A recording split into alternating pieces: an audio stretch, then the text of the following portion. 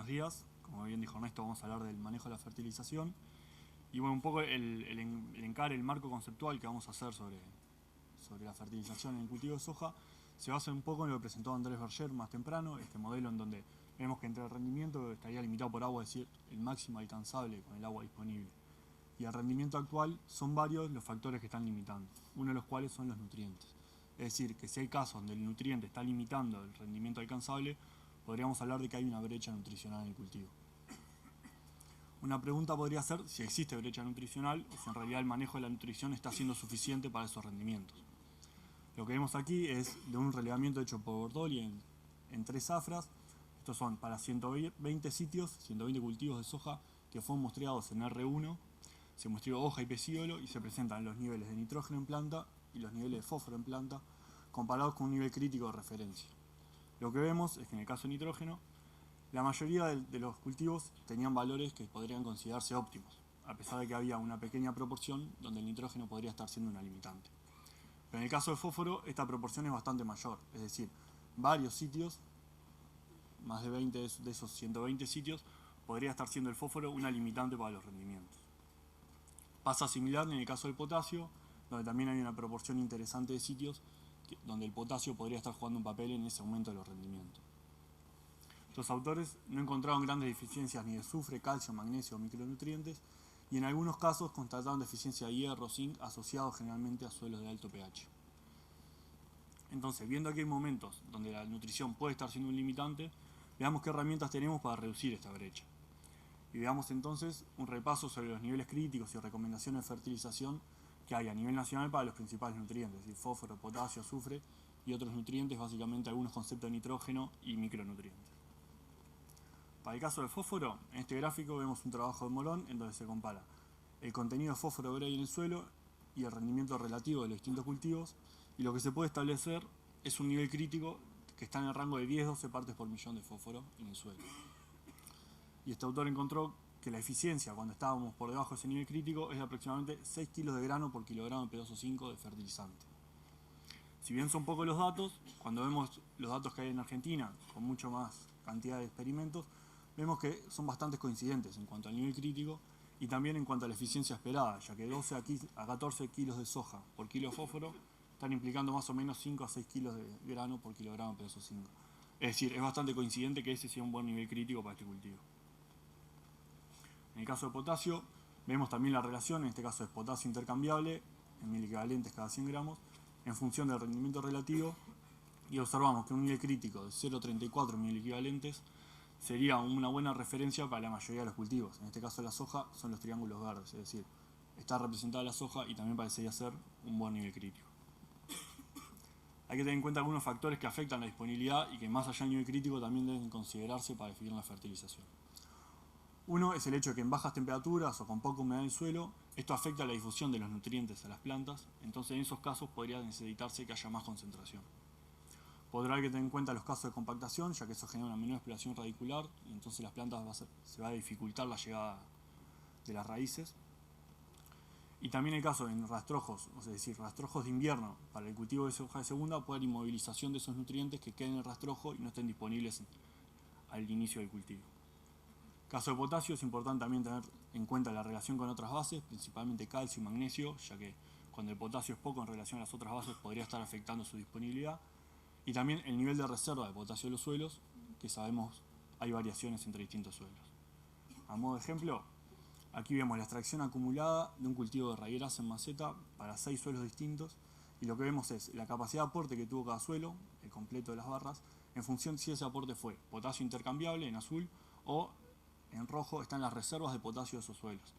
Y lo que vemos es que los suelos varían bastante en su capacidad de aporte de potasio y que a su vez las reservas en algunos suelos pueden jugar papeles bastante importantes. Es decir, conocer esas reservas podría ayudarnos al manejo de este nutriente. Para eso tenemos que tener la forma de cuantificar estas reservas de potasio y es un poco en lo que estamos trabajando, lograr esa cuantificación de las reservas como complemento al valor de potasio intercambiable. Para el caso del azufre, veamos cuáles son las situaciones donde es mayor la probabilidad de respuesta. En general se cita a nivel nacional situaciones con menos de 10 partes por millón de azufre como sulfato en el suelo, o en casos de altos rendimientos con buena disponibilidad hídrica, donde los requerimientos del cultivo van a aumentar mucho y el suelo podría no ser capaz de cubrirlos. También en el caso de suelos con pobre fertilidad natural o bajos en materia orgánica, que ya de por sí van a tener poco suministro de azufre. En el caso de barbechos prolongados puede darse por un lado el lavado de los sulfatos y por otro lado pocos restos frescos, que eso también haría que haya menos azufre disponible, o nuevamente casos de compactación o condiciones favorables en la inmovilización. En estos casos, donde la probabilidad de respuesta es mayor, se recomienda una dosis de entre 10 y 15 kilos de azufre por hectárea y la eficiencia esperada sería entre 11 y 23,5 kilos de grano por kilo de azufre según la información nacional. Pasemos entonces a otros nutrientes. Para el caso del hierro, los momentos donde podría haber mayor probabilidad de respuesta son situaciones de pH básico, mayor a 7,2, o chacras con problemas de drenaje, y en general es un nutriente que aparece en zonas puntuales dentro de la chacra mostrando deficiencias en forma de manchones, en donde es bien claro la deficiencia de hierro. En esos casos donde hay una deficiencia de hierro, aplicaciones foliares posteriores a la aparición de síntomas han demostrado tener aumentos en los rendimientos, es decir, sería posible una aplicación correctiva posterior a la aparición de los síntomas. Similar pasa con el zinc, en donde también afecta en pH básico y aumenta la probabilidad de respuesta en suelos arenosos o erosionados. A nivel de zinc se maneja como que menos de una parte por millón de zinc en el suelo sería un nivel crítico en donde habría que empezar a pensar si no puede haber algunas deficiencias. Y cuando los niveles en suelo están entre 0,6 y una parte por millón, se consideran suelos que son marginales en cuanto al contenido de zinc, que es la situación de muchos suelos del país. Nuevamente, frente a situaciones de síntomas de deficiencia, se han reportado a nivel nacional respuestas positivas a la aplicación foliar. Lo que pasa a veces es que con el caso de los micronutrientes es que no es muy claro si es una deficiencia simple exactamente a un nutriente o si en realidad es una deficiencia compleja dada por diversos factores que afectan la disponibilidad. En este caso lo que vemos es un ejemplo de este último año en donde en un caso un suelo con pH 7,6 y presencia de carbonatos se realizó sobre un tratamiento que ya tenía agregado de fósforo, potasio y azufre, dos aplicaciones foliares en B6 y R3 de distintos micros. Una solución completa en micronutrientes y luego zinc, hierro, magnesio o manganeso. Y en realidad lo que encontramos fue que hubo una respuesta en rendimiento a la aplicación de micronutrientes, pero no a ninguna en especial, es decir, cualquier aplicación genera un aumento de rendimiento en función del testigo, pero entre ellos no hubo diferencias. Entonces en realidad lo que parecería es que es más una deficiencia inducida por el alto pH que la falta específica de un micronutriente. A nivel general lo que podemos decir en cuanto a los micro es que es más bien en casos aislados la respuesta no es una respuesta general y los niveles en el suelo, los análisis no son muy buenos indicadores de la probabilidad de respuesta. Pero las ventajas, podríamos decir, que tiene es que en general se precisan pequeñas dosis. Entonces, eso posibilita aplicaciones foliares correctivas una vez que se detectaron los síntomas. Un caso específico que queremos resaltar es el caso de la soja de segunda y la disponibilidad de nutrientes que tienen esos cultivos después de los cultivos de invierno. A modo de ejemplo, en este gráfico vemos los kilogramos de nutriente por hectárea absorbidos en un trigo de 4.000 kilos, ya sea en el rastrojo en azul o lo que se lleva en el grano del trigo que está en rojo. Entonces lo que vemos es que las cantidades son importantes, es decir, con 4.000 kilos de trigo vamos a tener 104 kilos de nitrógeno por hectárea absorbidos, 17 de fósforo, 66 kilos de potasio y 17 de azufre. Si bien no todo es exportado en el grano, hay que tener en cuenta que hasta que ese rastrojo no empieza a descomponerse, esos nutrientes no van a estar disponibles para la soja. Y en el caso particular del fósforo estamos hablando que casi 40 kilos de P2O5 no los vamos a tener disponibles en función de ese trigo. Entonces, cuando hablamos de residualidad del fertilizante,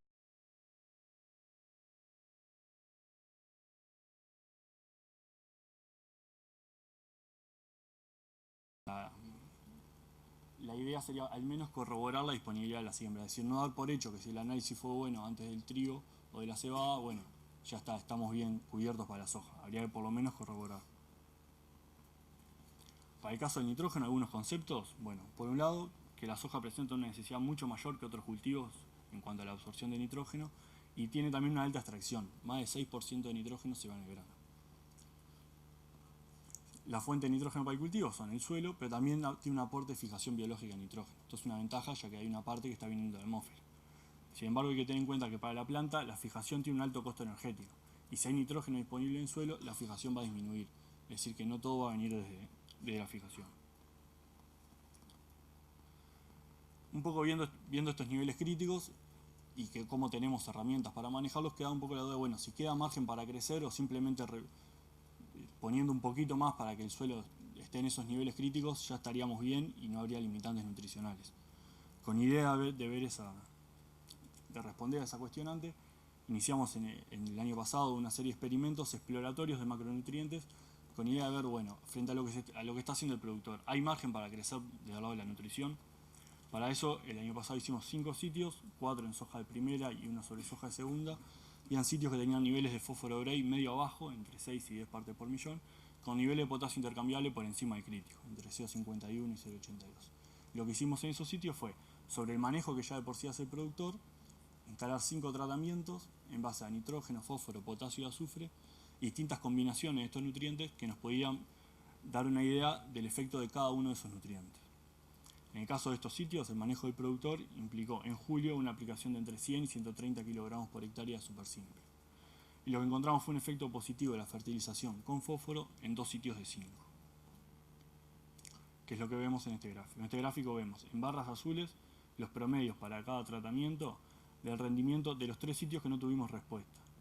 Y mientras que el rojo y el verde son los 2 sitios con respuesta.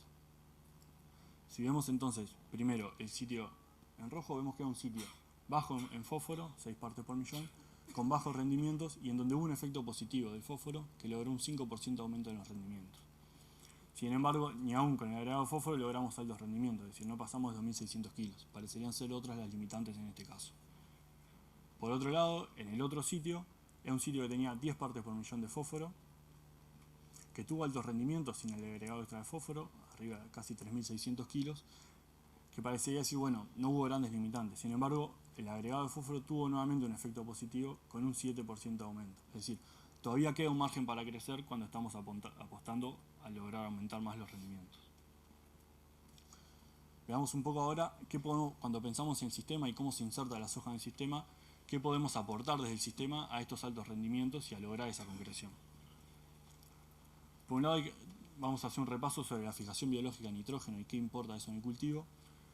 Como primer dato vemos de un trabajo de Salvagiotti, una extensa revisión de bibliografía, encontró que más o menos en promedio la mitad del nitrógeno que absorbe el cultivo viene de la fijación biológica de nitrógeno. Pero hay mucha variación. Puede estar, por ejemplo, entre 36 y casi 70% del nitrógeno absorbido venía de la fijación dependiendo de los trabajos. Y en Uruguay hay un solo trabajo que estimó la fijación biológica, que fue en el 2004, hecho por Morer, que encontró que entre el 31 y 37% del nitrógeno fue aportado por la fijación biológica de nitrógeno. Si bien estos valores están reportados dentro de la biografía y serían esperables, podrían considerarse que sean un poco bajos. Pero en general, este aporte de la fijación implicó entre 60 y 80 kilos de nitrógeno extra que tuvo el cultivo inoculado frente al que no estaba inoculado y logró aumentos en rendimiento de entre 800 y casi 1000 kilos por hectárea de grano. Ahora, las condiciones de esos experimentos eran sitios sin historia previa a soja y donde había un buen aporte de nitrógeno al suelo. Veamos cuál es la situación actual y cómo los cambios de los sistemas de los últimos años podrían haber generado cambios en ese aporte del suelo. Sabemos que hay cambios en los sistemas de producción, que hay una predominancia cada vez mayor de soja y casos de agricultura continua. Veamos cómo influye eso en el aporte de nitrógeno y para eso vamos a ver la evolución del PMN, el indicador de potencial de minimización de nitrógeno. Lo que vemos en esta gráfica son los valores para 48 chacras de Soriano a dos profundidades, 0, 7,5 y 7,5 a 15, del PMN de las chacras y el PMN de las referencias para las dos profundidades. Y lo que vemos es que hay una disminución importante en el aporte de nitrógeno que pueden hacer los suelos. Si comparamos estos datos con los experimentos donde se estimó la fijación biológica, vemos que actualmente estamos bastante por debajo de esa capacidad de aporte. Entonces la duda que queda un poco es decir, tenemos suelos que están aportando menos nitrógeno de lo que aportaban antes y sabemos que la fijación no da para todo el nitrógeno que precisa el cultivo. ¿Dónde podemos estar ubicados? Para eso vamos a hacer un poco a discutir algunos conceptos de lo que es la fijación y cómo se relaciona con el nitrógeno mineral del suelo.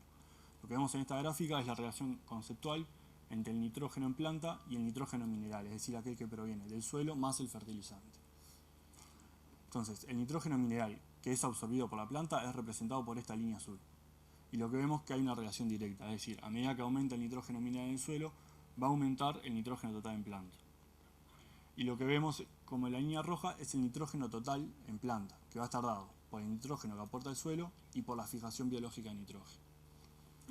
Entonces lo que vemos es que con niveles muy bajos de nitrógeno en el suelo, la fijación no es capaz de llegar a niveles máximos. Es decir, por más que haya alta fijación, no logra cubrir todos los requerimientos de la planta. A medida que aumenta el nitrógeno mineral, también aumenta el nitrógeno que es absorbido total por la planta, hasta que llega a cierto máximo que sería el óptimo de nitrógeno en la planta. Una vez que llegamos a ese valor, si hay aumentos en el nitrógeno aportado por el suelo, no hay aumentos en el nitrógeno total en planta. Esto quiere decir que la fijación va a aportar cada vez menos. Es decir, la fijación va a intentar complementar en la mayor medida que pueda el nitrógeno que es aportado por el suelo. Pero si el nitrógeno que es aportado por el suelo es muy bajo, la fijación no va a poder complementar todo. Y si el nitrógeno es muy alto, la fijación va a disminuir porque para la planta es más barato energéticamente absorber el nitrógeno del suelo que fijarlo mediante la simbiosis. A nivel conceptual podríamos pensar que en el 2004, cuando se estimó la fijación biológica de nitrógeno, estábamos en situaciones de buen aporte de nitrógeno por el suelo, es decir, la fijación estaba complementando, pero no estaba haciendo un gran aporte. Y sabemos por otro lado que la capacidad de aporte de nitrógeno en los suelos ha disminuido. Ahora, lo que no tenemos muy claro es hasta dónde esa fijación ha cambiado en función del cambio en el aporte del suelo. Es decir, la fijación aumentó y está logrando mantener los niveles óptimos en planta, o en realidad por más que ha habido aumentos en la fijación, estamos en una zona donde puede ser que esté faltando nitrógeno. Por lo que vimos al principio, si lo relacionamos con los datos de Bordoli, en la mayor parte de los casos estaríamos todavía a niveles óptimos. Sin embargo, para altos rendimientos, en situaciones donde hay alto requerimiento de nitrógeno, podríamos estar quedándonos cortos. Lo que sí es seguro, que tanto para la productividad del cultivo como para la sustentabilidad del sistema, es fundamental maximizar la fijación biológica de nitrógeno. Y bueno, en realidad en eso es lo que se está un poco desde INEA, a cargo de un proyecto a cargo de Elena Bellot, que busca precisamente maximizar la fijación biológica de nitrógeno en soja. A su vez, no solo precisa de la soja altos contenidos de nitrógeno, sino que también tiene una alta extracción de nitrógeno. Aquí lo que vemos es la extracción de nitrógeno en kilos por hectárea en función del rendimiento. Y lo que vemos que para una soja de 4.000 kilos, en función de los datos que observamos el año pasado, se estarían llevando en grano 220 kilos de nitrógeno. Y no todo ese nitrógeno es aportado por la fijación. ¿Qué quiere decir eso? Que estamos con balances negativos de nitrógeno.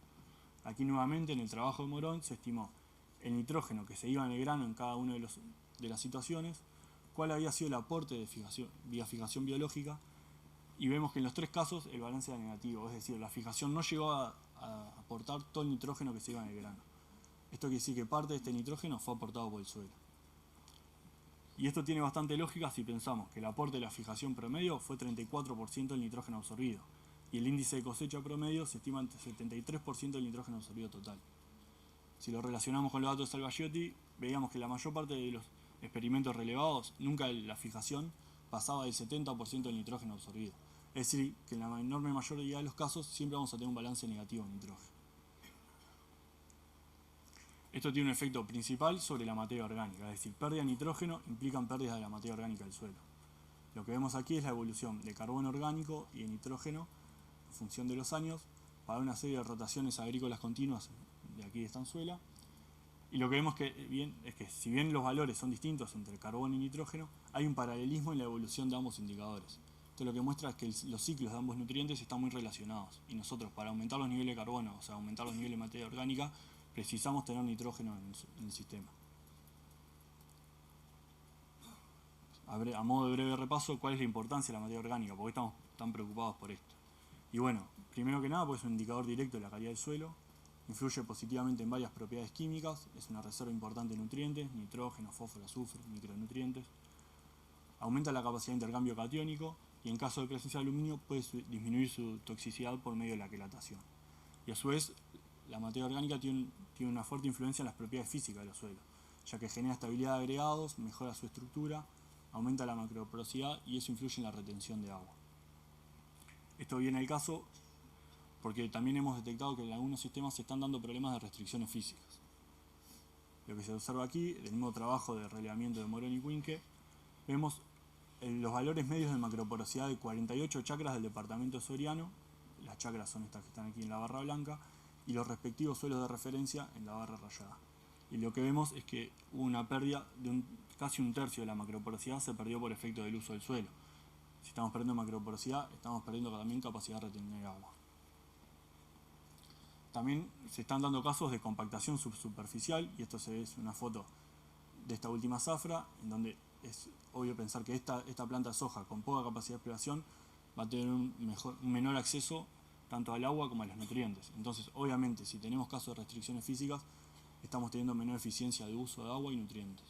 Es difícil pensar que vamos a lograr altos rendimientos y aprovechar buenos años cuando no tenemos una capacidad de explorar el suelo. Siguiendo con el tema de balance de nutrientes y extracción de distintos nutrientes, vemos aquí la misma relación entre la extracción de fósforo y el rendimiento. Y lo que vemos es que nuevamente, si pensamos en un cultivo de 4.000 kilos de soja, estamos extrayendo 17 kilos de fósforo por hectárea. Es decir, casi 40 unidades de P2O5 se irían con el grano de soja. Vemos que hay una relación similar con el caso del potasio, y vemos que en este caso las extracciones son mucho mayores. Estamos extrayendo en 4.000 kilos de soja, 56 kilos de potasio se van con el grano, es decir, casi 70 kilos de K2O. Frente a esta situación de balances negativos, ¿qué estrategias de mejora creemos que pueden servir para mejorar el sistema y mantener las condiciones de esos suelos? Bueno, por el lado del carbono, incluir cultivos con mayor aporte de rastrojo. Sabemos que la soja deja poco rastrojo, entonces está devolviendo poco carbono al sistema. Pensar en gramínea C4 o en cultivos de cobertura sería una buena opción de mantener el aporte de carbono en el sistema. Pero no podemos olvidar del nitrógeno, que si estamos agregando carbono pero no estamos agregando nitrógeno, no vamos a aumentar los niveles de materia orgánica. Por el lado del nitrógeno, sabemos que el balance de la soja es negativo, entonces, ¿dónde podríamos ingresar nitrógeno en el sistema para mantener ese balance positivo? Y bueno, una opción sería realizar coberturas en invierno con leguminosas, de forma que haya una fijación de nitrógeno en ese periodo y buscar la forma que ese nitrógeno quede dentro del sistema. Otra opción sería, en el caso de coberturas no leguminosas, fertilizar estas y mejorar la relación carbono-nitrógeno de ese rastrojo. Y también hay que pensar en optimizar la fertilización de los cultivos de invierno. Es decir, si estamos teniendo balance negativo de nitrógeno en la soja y estamos fertilizando más los cultivos de invierno, estamos aumentando todavía más el balance negativo. Entonces, optimizar la fertilización de los cultivos de invierno haría que el balance negativo fuera menor también. Para el caso del balance negativo de nutrientes poco móviles como fósforo y potasio, se podría pensar en la estrategia de reponer lo extraído, es decir, empezar a reponer lo que nos estamos llevando con el grano. Si bien ni balance ni suficiencia es mejor y no hay una respuesta única, veamos algunos conceptos que pueden ayudar a pensar qué estrategia es mejor en cada situación. Entonces, si miramos los rendimientos, si nosotros fertilizamos cada cultivo en función de un nivel crítico de suficiencia, capaz podemos maximizar el rendimiento. Sin embargo, siempre estamos en zona de respuesta. Entonces, podría haber casos donde nos quedemos un poco cortos y no lleguemos al máximo rendimiento. Si en cambio nuestra estrategia es subir y mantener los niveles en las concentraciones óptimas en el suelo, nos estamos asegurando rendimientos máximos y a su vez sean menos variables. Si aparte tenemos que fertilizar cada cultivo, porque siempre estamos en el límite del nivel crítico, vamos a depender mucho del precio anual del fertilizante, ya que no podríamos pensar en, bueno, este cultivo no fertilizo, o sí, tenemos que fertilizar porque estamos dentro del rango de respuesta. Si en cambio estamos con valores óptimos en el suelo, tenemos una mayor independencia del precio anual del fertilizante, ya que podríamos decidir hacer una fertilización menor en un cultivo y sabiendo que después reponemos cuando esa relación de precios sea más favorable. A su vez, para fertilizar cada cultivo, la herramienta principal sería el análisis del suelo, por lo cual tendremos que hacer muestreos previo de cada cultivo y en función de las concentraciones del suelo decidirle la estrategia de fertilización. Sin embargo, si estamos en una estrategia de subir y mantener los niveles, no es necesario muestrear cada cultivo, ya que el muestreo sería más bien para ver cómo está evolucionando el sistema, es decir, que estemos dentro del rango de concentración en el suelo, que es el que nuestro objetivo, no estar ni muy por debajo y poder estar perdiendo rendimiento, ni estar en valores tan altos que pueda generar un problema ambiental. La estrategia de fertilizar cada cultivo lo que busca en sí es maximizar el retorno y la inversión del fertilizante, estar siempre en la zona de mayor respuesta de la unidad agregada. Mientras que si subimos y mantenemos, estaríamos buscando maximizar el retorno de todo el sistema. Se podría decir entonces que fertilizar cada cultivo es una estrategia de corto plazo, pensamos simplemente en el cultivo siguiente, mientras que una estrategia a largo plazo sería pensar en toda la rotación y buscar tanto el mayor rendimiento como una sustentabilidad de todo el sistema. ¿Qué es lo que queremos pensando en la estrategia de balance y de subir y mantener? Y bueno, es de cierta forma construir y mantener la fertilidad del suelo e intentar siempre estar posicionado en esta caja verde, es decir, en los grupos de chacras que, según el reglamento Bordeaux, lograron mayor rendimientos mayores a 3.000 kilos, que eran consistentemente chacras que estaban en suelos con pH mayor a 6, materia orgánica alta, altos contenidos de potasio y el resto de las bases. Es decir, estamos en situaciones de mejor disponibilidad de nutrientes. Nuestro objetivo sería estar en suelos de este estilo, con también disponibilidad de fósforo y sin restricciones físicas. Es decir, está buscando el mejor suelo en cierta forma para poder aprovechar estos altos rendimientos. Mejorar la capacidad que tenemos de aprovechar los buenos años.